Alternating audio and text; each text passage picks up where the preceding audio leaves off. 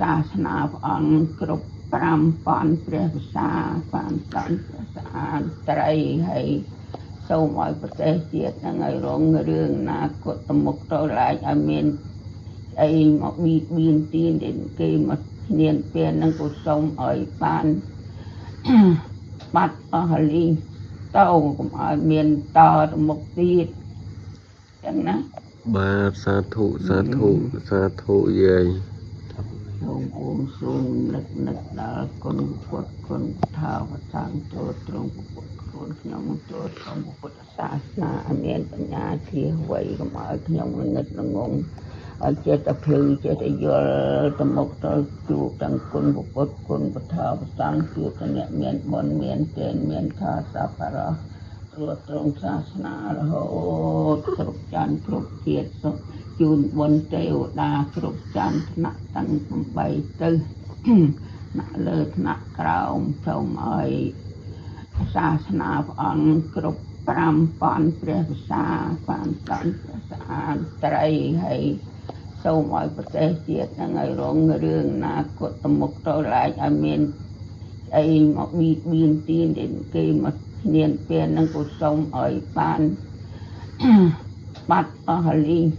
ទៅកុំឲ្យមានតទៅមុខទៀតចឹងណា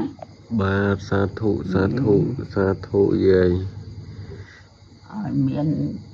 អីមកបៀតបៀនទៀតឲ្យសុំសុខកូនចៅទាំងអស់គ្នាចាស់ទឹកចាស់ដីទាំងអស់ជួយថែរក្សាដីបាទយាយបាទដីកម្ពុជាហ្នឹងសាធុយាយសាធុ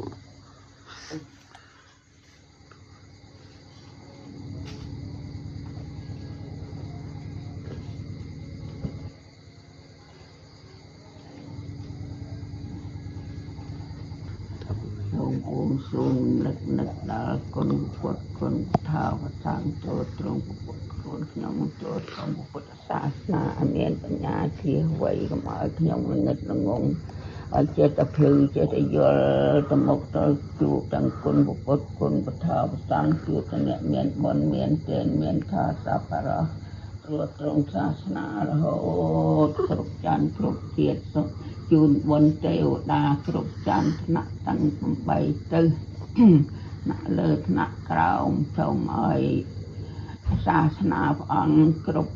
5,000ព្រះភាសាបានសន្តិស្អាតត្រីហើយ